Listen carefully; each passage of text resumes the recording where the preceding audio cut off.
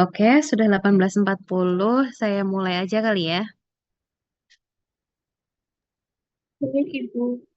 Ya, oke. Bismillahirrahmanirrahim. Semoga diberikan kemudahan untuk belajar hari ini ya. Nah, hari ini kita akan belajar tentang BPH atau benign prostatic hyperplasia. Benign itu artinya jinak,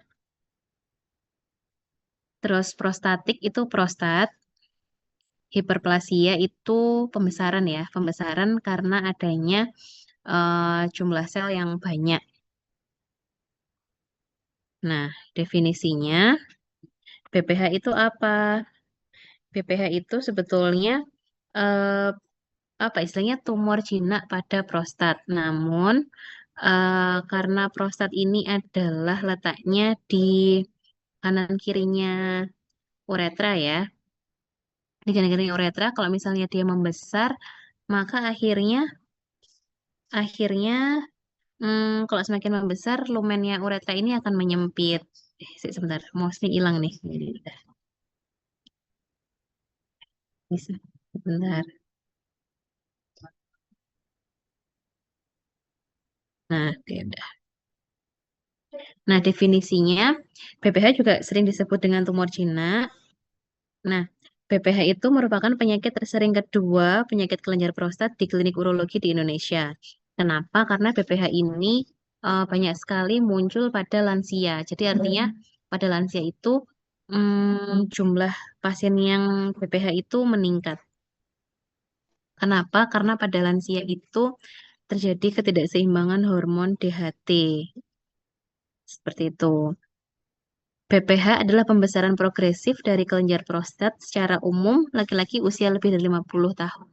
Jadi pada lansia dia itu kasusnya meningkat.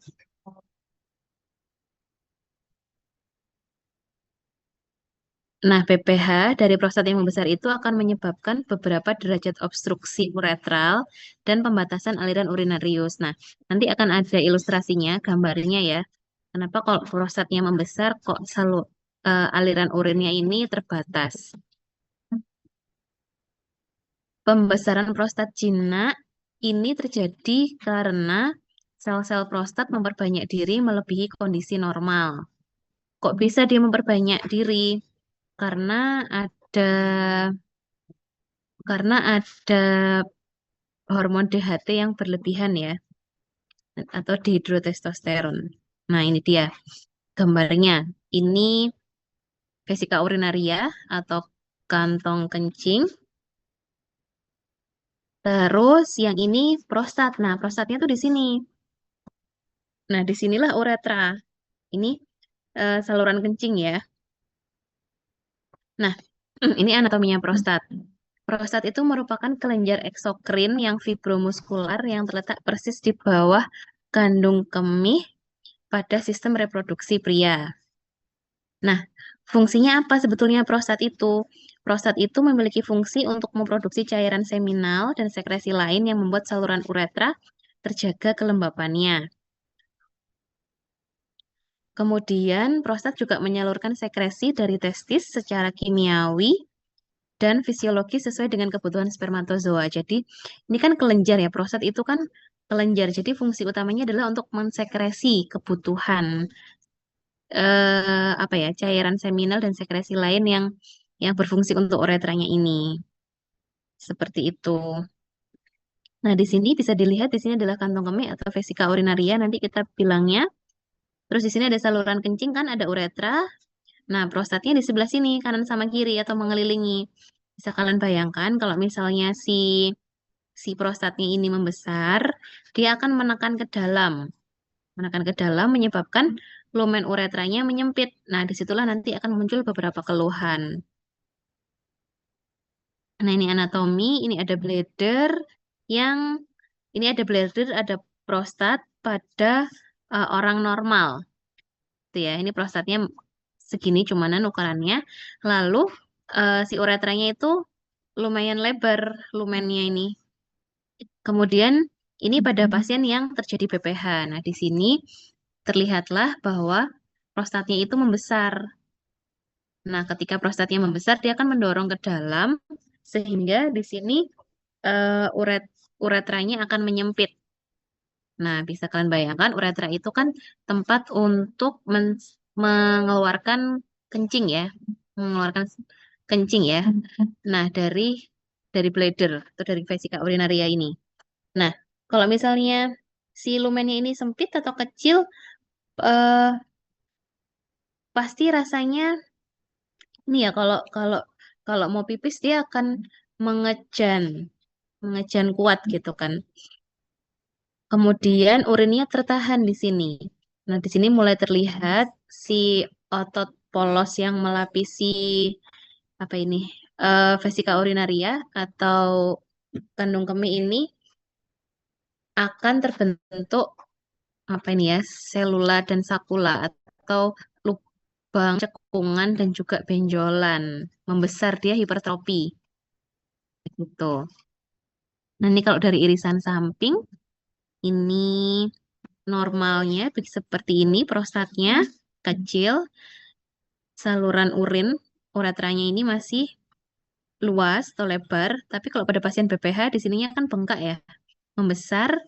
Nah, di sininya menyempit uretranya sehingga di sini terjadi bendungan, bendungan urin dan terjadi hipertrofi otot. Nanti kita bilangnya ini otot detrusor, otot polos yang melapisi vesika urinaria. Seperti itu. Keluhan akan muncul ketika ini sudah menyempit, lumennya sudah menyempit. Keluhan susah kencing, keluhan kencing yang tidak puas, dan nyeri ketika kencing atau bahkan kencing yang berdarah.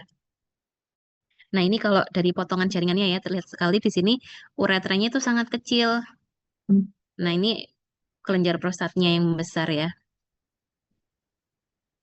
Nah, etiologinya kenapa kok bisa muncul BPH? Yang pertama ada peningkatan kadar DHT atau hormon DHT. Hormon DHT ini dibentuk dari testosteron yang diubah oleh 5 alfa reduktase. Jadi dia tuh awalnya dari si si testosteron ini, hormon testosteron, kemudian dia akan diubah menjadi DHT oleh oleh enzim 5 alfa reduktase. Fungsinya DHT itu sebetulnya apa? Nah, DHT itu fungsinya untuk me, apa? Membuat sel-sel di prostatnya itu, meningkatkan proliferasi sel-sel prostat. DHT itu fungsinya. Karena kan memang sebetulnya kalau manusia normal tetap butuh ya kelenjar prostat itu. Cuman kalau pada lansia, hormon DHT-nya itu meningkat karena ada ketidakseimbangan hormon ya. Jadi pembentukan hormon DHT ini meningkat sehingga merangsang proliferasi sel-sel di prostat. Seperti itu. Kemudian, nah di sini dirangsang oleh enzim 5 alfa reduktase yang mempercepat pembentukan dari testosteron ke DHT. Jadi nanti salah satu obatnya dari BPH adalah 5 alfa reduktase ini. Begitu.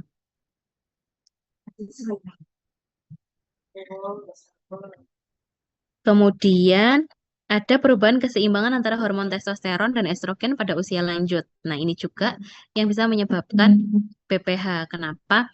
Kalau testosteron meningkat, lalu ada enzim 5 alfa reduktase, kemudian dia akan mengubah testosteron menjadi DHT. Otomatis kalau testosteron meningkat, DHT juga akan meningkat.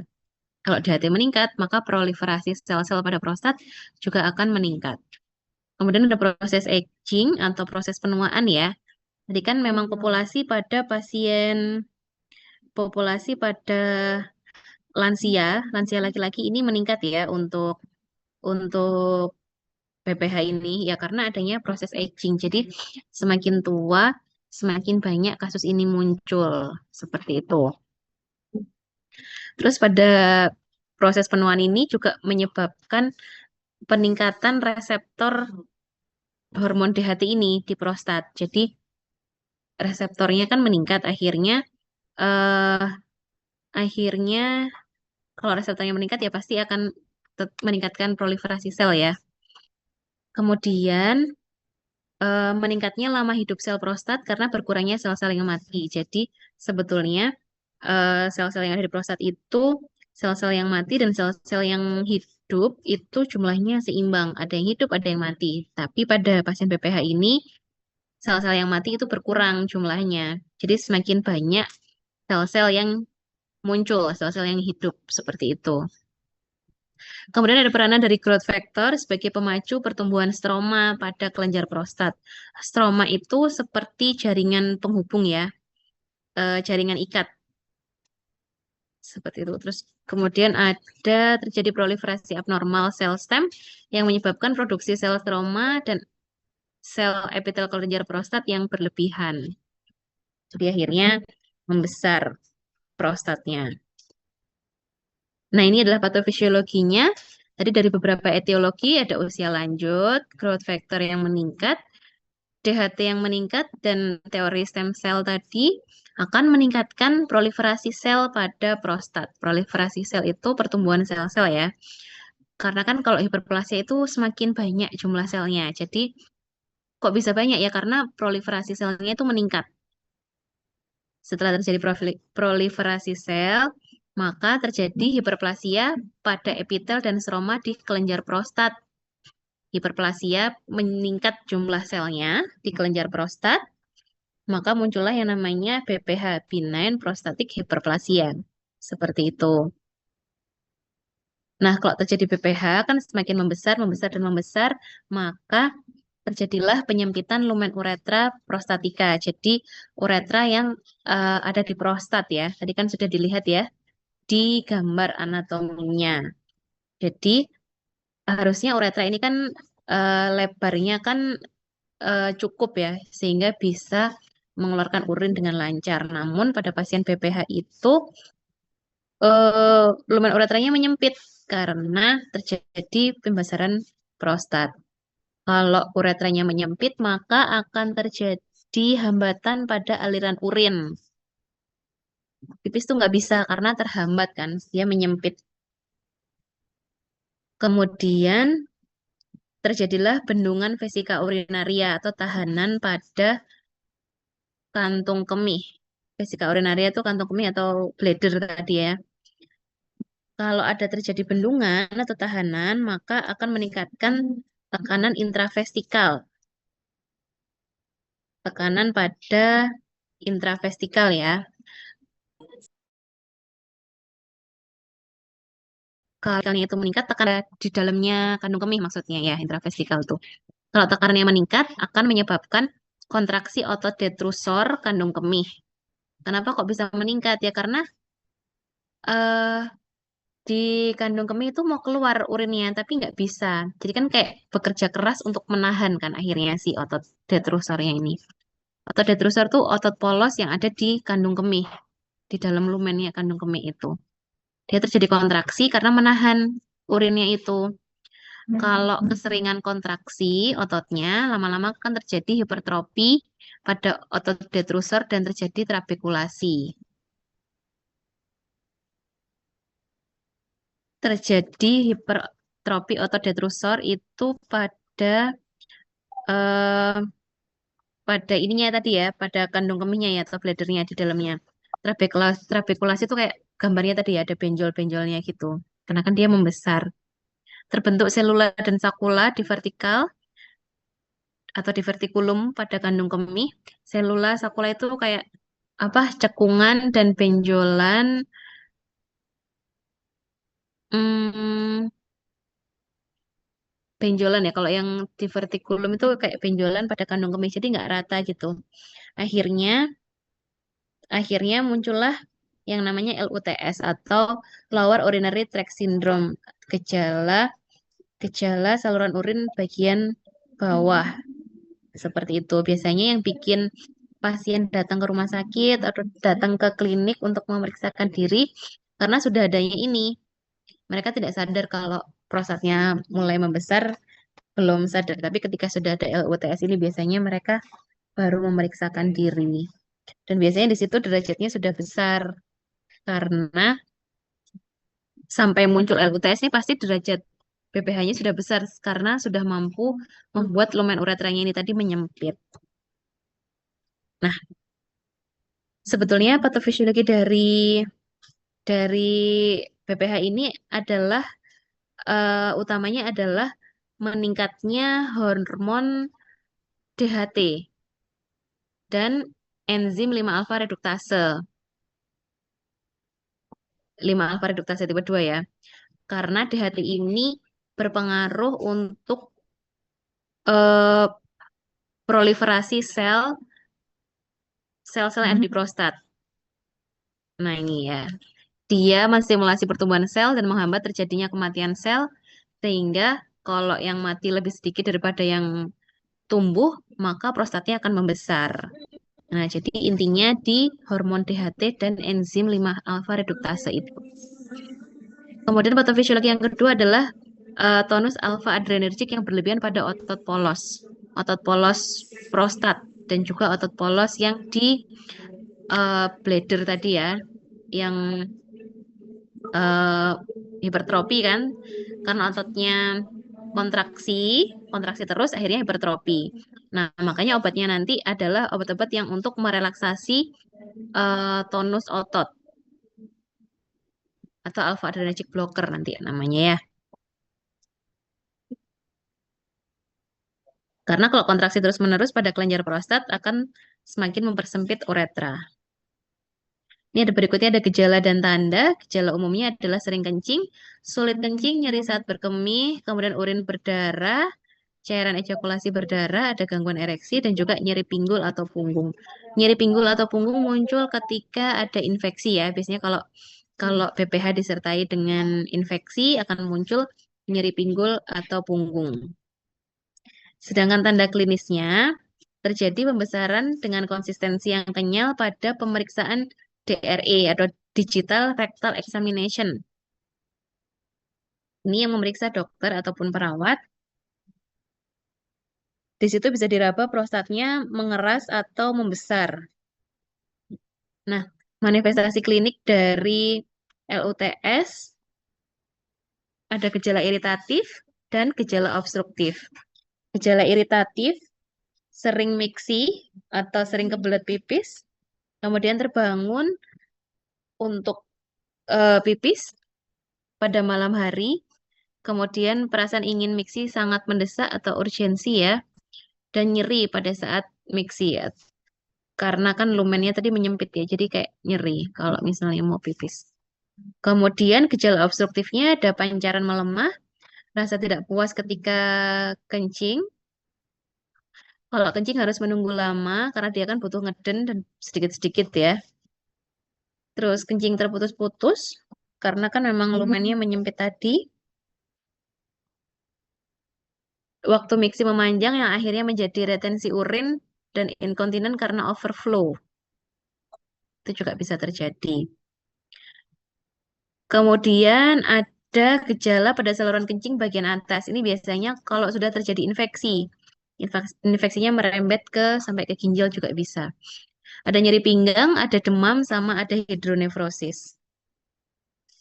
Gejala di luar saluran kemih ada retensi urin, kurangnya atau lemahnya pancaran kencing, miksi yang tidak puas, frekuensi kencing bertambah terutama malam hari, sama ya seperti tadi ya. Pada malam hari sering miksi, terasa panas atau nyeri sekitar atau waktu miksi. Kemudian ada massa pada abdomen bagian bawah, ada hematuri, ada kolik renal, dan ada berat badan turun kalau misalnya ada infeksi. Komplikasinya ada retensi urin akut, infeksi saluran kencing, kencing batu, hidronefrosis, hidroureter, ada urin overflow, gagal ginjal, hematuri, hernia atau hemoroid karena mengejan. Nah, berikutnya ada pemeriksaan, ada assessment atau kita menilai dari informasinya pasien ya. Jadi dia mengeluh pipisnya susah, harus mengejan, kemudian em, ada rasa tidak puas ketika pipis, biasanya seperti itu, atau pipisnya sedikit-sedikit. Dan pada laki-laki usia lanjut ya biasanya ya. Kemudian ada pemeriksaan DRE, Digital Rectal Examination, atau colok dubur yang dilakukan oleh perawat atau dokter. Kemudian urinalisis atau cek urin, urinnya ini dilihat, dicek ada infeksi atau enggak, begitu biasanya. Terus pemeriksaan fungsi ginjal, kalau misalnya ada penurunan fungsi ginjal, ada pemeriksaan PSA atau prostat spesifik antigen, ini juga bisa untuk spesifik menegakkan diagnosa BPH. Terus uroflometri dengan USG, USG abdomen, USG ginjal ini ya. Kemudian pemeriksaan residual urin atau post-voiding residual urin, PVR ya. Ini ada pemeriksaan DRE, ini yang namanya colok dubur. Jadi si pemeriksa, perawat atau dokter, tangannya menggunakan sarung tangan, lalu memasukkan tangannya ke dubur dan meraba apakah di situ ada massa. Nanti bisa diukur ini besar atau kecil, ukurannya seberapa, nanti bisa diketahui dia nanti grade 1 atau grade 2 atau grade 3. Jadi semakin besar ukurannya, semakin tinggi grade-nya. Kalau grade 3, perkiraan beratnya lebih dari 40 gram, jadi sudah sangat besar sekali. Ini ada kategori BPH, ada early BPH, moderate BPH, sama advanced BPH. Nah, kalau early, di sini prostatnya masih kecil ya, bladdernya masih bagus, tidak ada hipertrofi. Nih, mulai ada pembesaran di sini, moderate BPH, uretra mulai menyempit, namun dia masih bisa keluar pipisnya. Kalau di sini ada advan BPH. Di sini udah mulai muncul selula, sakula, dan divertikula atau divertikulum, benjolan seperti ini ya. Terjadi hipertrofi pada otot polos bladder. Kemudian ada muncul komplikasi, bladder stone, kencing batu. Di sini uretranya near fully obstructed atau hampir tertutup sepenuhnya. Nah, di sini karena si prostatnya udah semakin membesar dia. Karena prostat tidak hanya membesar keluar, dia juga membesar ke dalam sehingga uretranya menyempit. Di sini di Advan BPH ini biasanya dia yang sudah mulai muncul beberapa keluhan. Ini ada beberapa derajat BPH berdasarkan sisa volume urin. Ada stadium 1 apabila ditemukan keluhan prostatismus, keluhan pada prostat. Pada pemeriksaan DRE ditemukan penonjolan prostat, sisa volume urin kurang dari 50 mili. Jadi ini masih stadiumnya masih kecil karena sisa volume urinnya juga masih sedikit. Kemudian kalau stadium 2 ditemukan tanda dan gejala seperti derajat 2, tapi prostat lebih menonjol ketika dilakukan pemeriksaan DRE. Sisa volume urin 50 sampai 100. Kemudian kalau stadium 3 ini seperti derajat 2, hanya saja batas atas prostat tidak teraba lagi karena semakin membesar ukurannya. Sisa volume urin semakin banyak yaitu sampai lebih dari 100 mili karena semakin besar ukuran prostat, semakin menyempit juga lumen uretranya. Berikutnya ada stadium 4 bila sudah terjadi retensi total, di mana si lumen uretranya itu, ya lumen uretranya sudah nggak bisa dilewatin sama pipis ya. Biasanya tuh kalau datang ke rumah sakit, keluhannya pasien tidak bisa kencing 1 hari.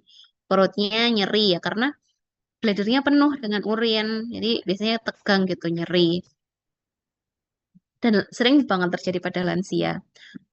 Biasanya kalau udah stadium 4 sampai dia nggak bisa pipis itu terapinya bukan dikasih obat-obatan lagi, tapi eh, terapinya adalah tindakan ya atau operasi. Jadi bladdernya, sorry kok bladder apa prostatnya dikecilin, dikerok gitu.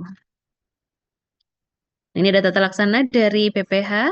Kalau misalnya mild symptom atau gejalanya ringan, watchful waiting, jadi ditunggu dan diamati. Kemudian ada moderate symptom. Kalau moderate symptom sudah mulai ada keluhan, bisa diberikan terapi farmakologi, dikasih alpha adrenergic antagonis untuk menurunkan tegangan otot polos atau 5 alpha reduktase inhibitor, jadi menghambat pertumbuhan prostat. Karena DHT-nya kan dihambat untuk terbentuk ya kalau dikasih 5 alpha reduktase. Atau bisa kombinasi dari alpha adrenergic antagonis dan 5 alpha reduktase inhibitor. Kombinasi dua-duanya.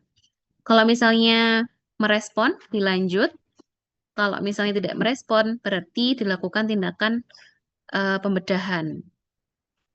Kalau misalnya gejalanya udah parah, severe symptom, and ada komplikasi dari BPH, LUTS gitu contohnya,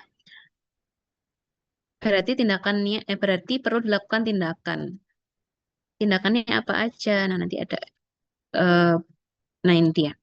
Kalau stadium 1 belum memerlukan tindakan bedah, hanya dikasih terapi alpha adrenergic blocker, contohnya alfasosin terasosin, kemudian atau kombinasi dengan eh, 5 alfa reduktase tadi. Kemudian kalau stadium 2 bisa dilakukan pembedahan, dianjurkan reseksi endoskopi melalui uretra, TURP ya nanti singkatannya ya, transuretral mereseksi prostat. Kemudian stadium 3, reseksi endoskopi dapat dikerjakan dan apabila diperkirakan prostat sudah cukup besar, sehingga reseksi tidak akan selesai dalam 1 jam, sebaiknya dilakukan pembedahan terbuka. Bisa melalui transvesika, retropubik, atau perineal. Jadi pembedahan terbuka ya, bukan dari uretra lagi, bukan transuretra lagi. Kemudian ada stadium 4, ini membebaskan penderita dari retensi urin total dengan pemasangan kateter atau sistotomi. Jadi si uretranya itu dipasang kateter sampai masuk ke bladder.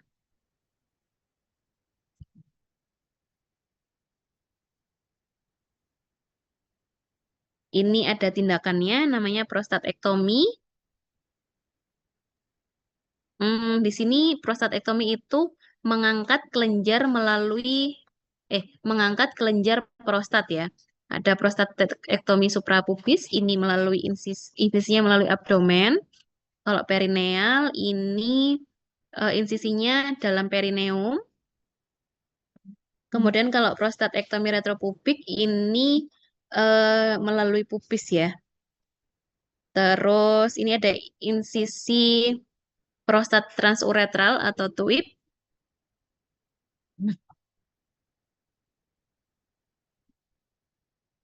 Kemudian kalau TUIP ini dia memasukkan instrumen melalui uretra.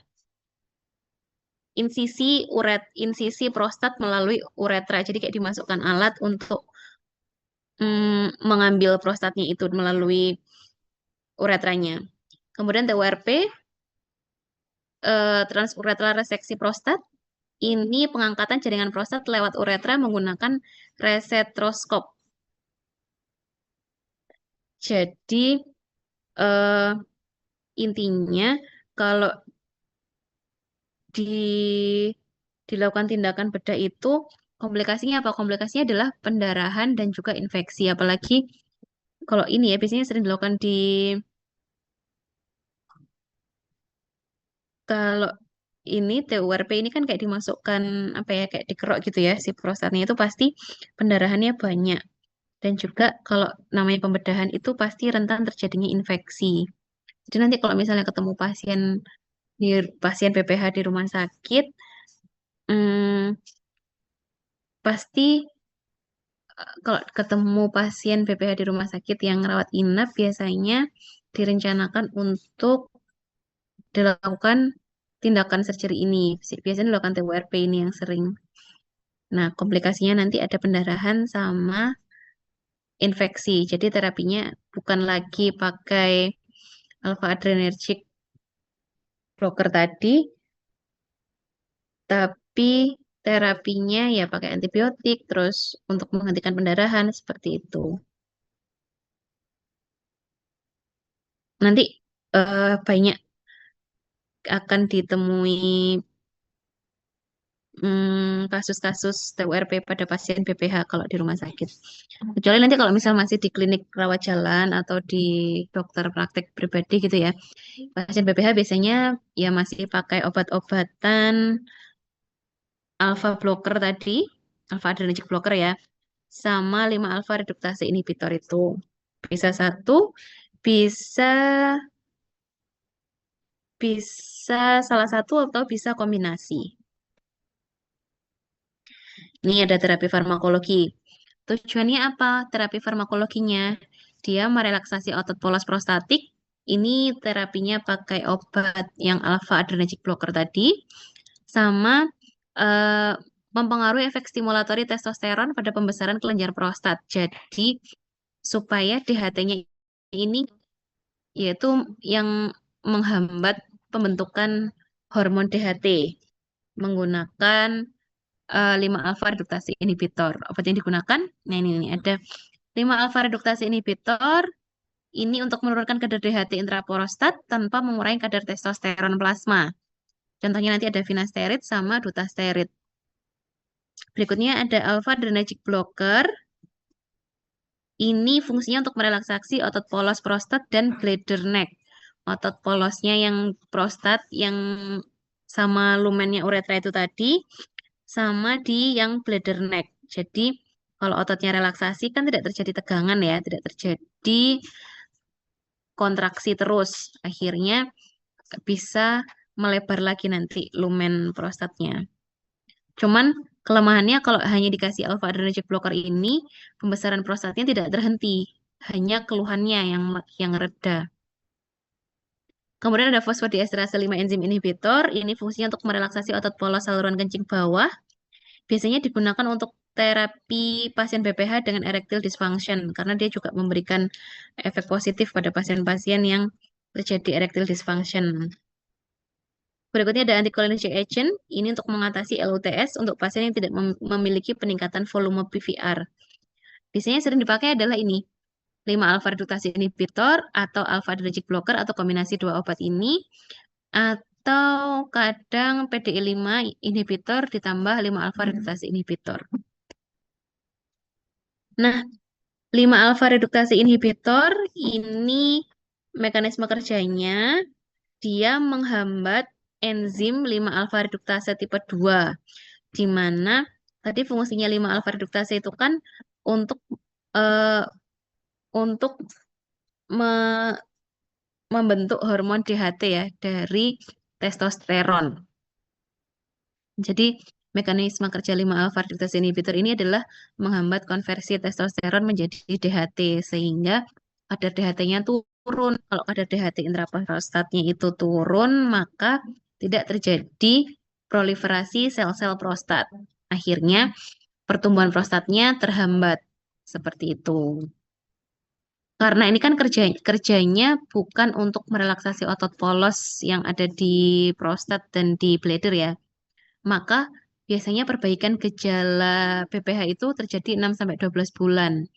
Nunggu prostatnya mengecil dulu. Efek sampingnya terjadi disfungsi ereksi atau erectile dysfunction, kemudian berkurangnya ejakulasi dan jumlah semen tentu ya, karena kan hormon DHT-nya kan dihambat ya. Sementara hormon DHT itu yang bertanggung jawab mensekresi komponen ejakulasi itu tadi sama semen ini ya. Nah, efek sampingnya ini dapat irreversibel sehingga perlu disampaikan ke pasien karena sangat merugikan ya. Kemudian eh, ini contoh obatnya ada finasteride. Kalau finasteride ini khusus hanya untuk 5 alpha reduktase tipe 2 sehingga dia spesifik untuk menghambat menghambat pembentukan DHT di prostat. Kalau dutasterid ini menghambat 5 alfa reduktase tipe 1 dan 2. 5 alfa reduktase itu ada di mana-mana ya, ada di prostat, ada di saluran nafas, ada di ya banyak tempat kulit gitu. Berikutnya ada alfa adrenergic antagonis, alfa blocker ya. Ini fungsinya untuk merelaksasi otot polos yang ada pada bladder, prostat, dan uretra. Sehingga kalau dibikin relaksasi, maka lumennya kan akan meluas ya, sehingga aliran urinnya akan lancar. Efek sampingnya akan terjadi kongesti nasal, hipotensi, dan takikardi. Hati-hati pada pasien yang juga mengonsumsi obat-obatan yang bikin hipotensi. Jadi perlu dikonseling nanti pasiennya. Dan juga dilakukan assessment ya. Minum obat hipertensi nggak? Kalau misalnya sekiranya dia pakai obat hipertensi harus Dimonitoring tuh tensinya jangan sampai hipo. Tapi kalau pakai yang selektif alfa satu blocker, dia efek sampingnya lebih sedikit. Karena kalau alfa satu blocker nih hanya ada di prostat, di saluran kencing. Ini contoh yang selektif short acting alpha satu blocker ada prazosin, alfuzosin sama indoramin. Kalau yang selektif long acting alpha satu blocker ada terazosin, doxazosin.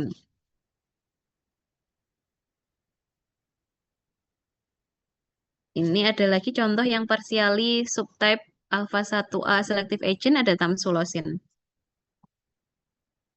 Berikutnya ada PDE5 inhibitor atau fosfodiesterase 5 enzim inhibitor.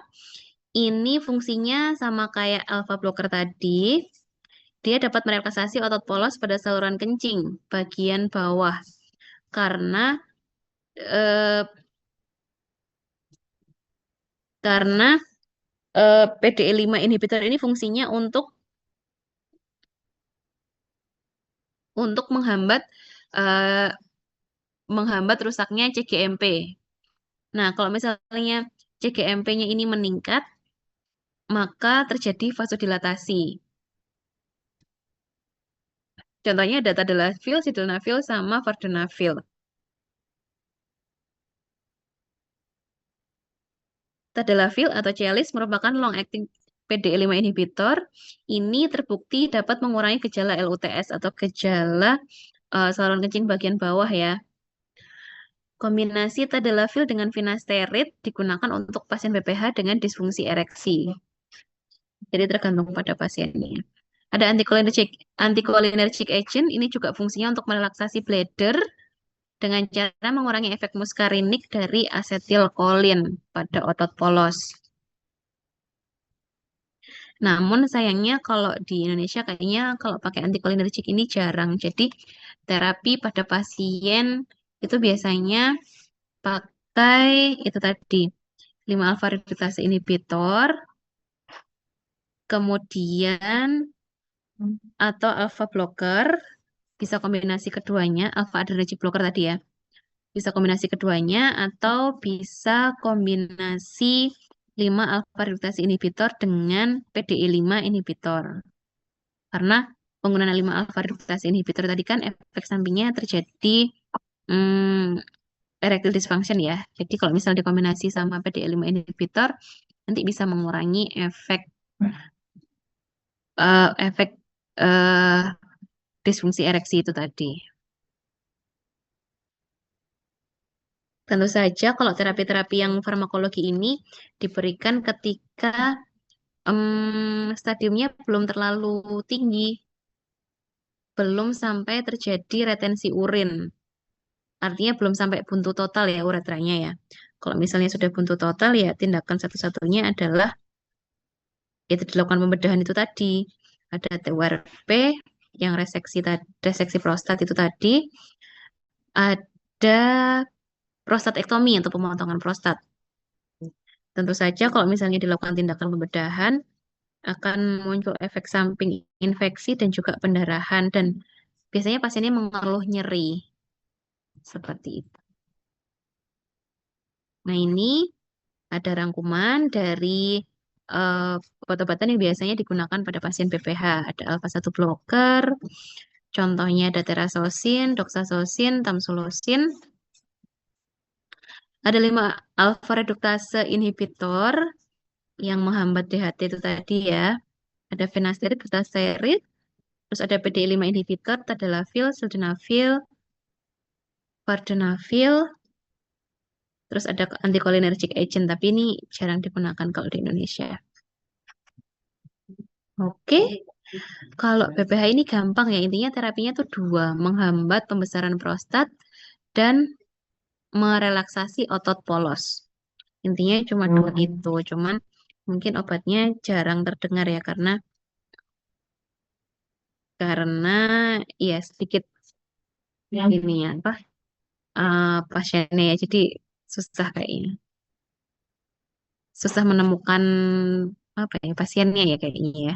Kalau misalnya nanti di apotik masih banyak kemungkinan yang pasien yang mencari obat-obat oral untuk BPH. Tapi kalau di rumah sakit kebanyakan nanti biasanya tindakan, kecuali di klinik rawat jalannya. Ya, ada yang ditanyakan untuk kuliah hari ini?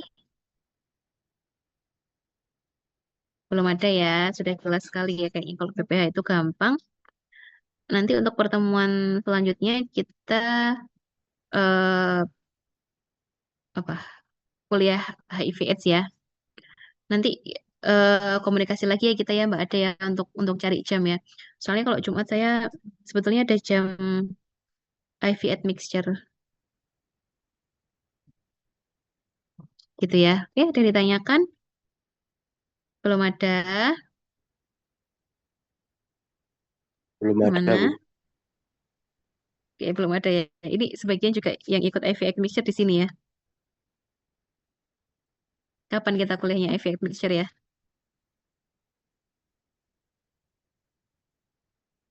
Nanti WA lagi ya Mbak Elvia ya. Kayaknya iya kan? Oke, terima kasih atas partisipasinya. Saya boleh stop sharing.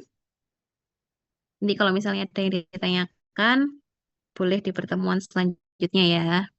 Nanti slide-nya saya share ke Mbak siapa ini? Mbak Ade ya. Baik, Ibu. Oke, terima kasih atas partisipasinya. Saya akhiri kuliahnya. Wassalamualaikum warahmatullahi wabarakatuh. Saya izin live ya. Ibu, terima kasih, Ibu. Terima kasih, Bu. Sama-sama. Terima kasih, Bu.